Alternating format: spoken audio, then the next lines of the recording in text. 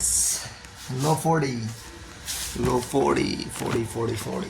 Despise the free lunch. Despise the free lunch. Judgment. What is offered for free is dangerous. It usually involves either a trick or a hidden obligation. What has worth is worth paying for. By paying your own way, you stay clear of gratitude, guilt, and deceit. It's also often wise to pay the full price. There is no cutting corners with excellence. Be lavish with your money and keep it circulating, for generosity is a sign and a magnet for power. Money and power. In the realm of power, everything must be judged by its cost, and everything has a price. What is offered for free or at bargain rates often comes with a psychological price tag, complicated feelings of obligation, compromises with quality, the insecurity those compromises bring, on and on. The powerful learn early to protect their most valuable resource, independence and room to maneuver. By paying the full price, they keep themselves free of dangerous entanglements and worries. Being open and flexible with money also teaches the value of strategic generosity, a variation on the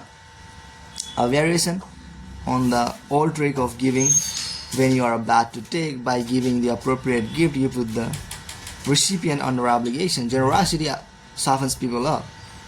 To be deceived by gaining a reputation for liberality, you win people's admiration while distracting them from your power place. By strategically spreading your wealth, you charm the other courtiers, creating pleasure and making valuable allies. Look at the masters of power, the Caesar, the Queen Elizabeths, the Michelangelos, the Medicis, not a miser among them. Even the great con artists spend freely to swindle. Tight purse strings are unattractive. When engaged in seduction, Casanova would give completely not only of himself but of his wallet. The powerful understand that money is psychologically charged and that it's also a vessel of politeness and sociability. They make the human side of money a weapon in their armory. For everyone able to play with money, thousands more are locked in a self-destructive refusal to use money creatively and strategically.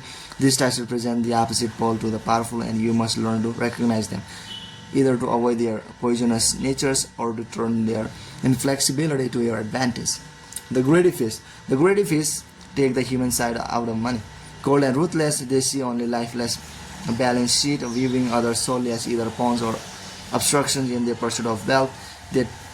They trample on people's sentiments and alienate valuable allies. No one wants to work with the greedy fish, and over the years, they end up isolated, which often proves their undoing.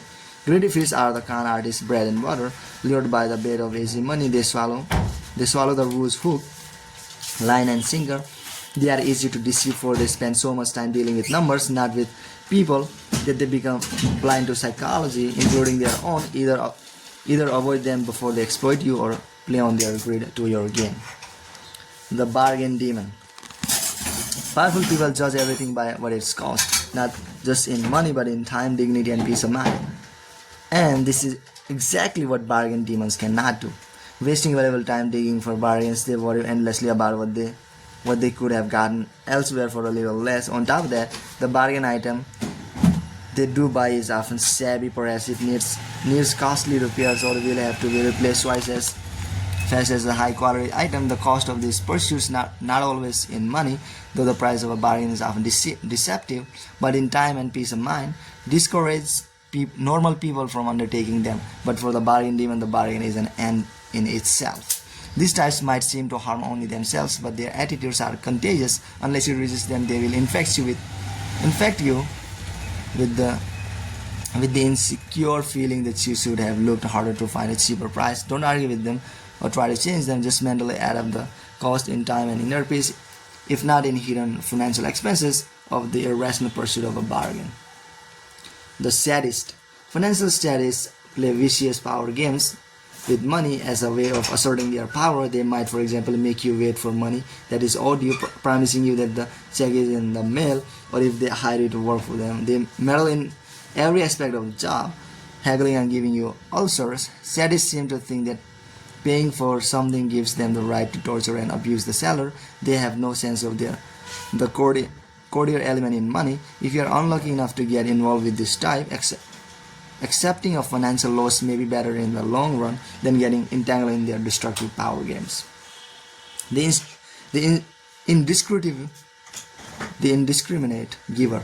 Generosity has a definite function in power. It protects people, softens them up, makes allies out of them, but it has to be used strategically with a definite end in mind. Indiscriminate givers, on the other hand, are generous because they want to be loved and admired by all, and their generosity is so indiscriminate and needy that it may not have the desired effect. If they give to one and all, why should the recipient feel special? Attractive as it may seem to make an indiscriminate giver your mark, in any involvement with this type, you will often feel burdened by their insatiable emotional needs. So that's it, guys. Bye.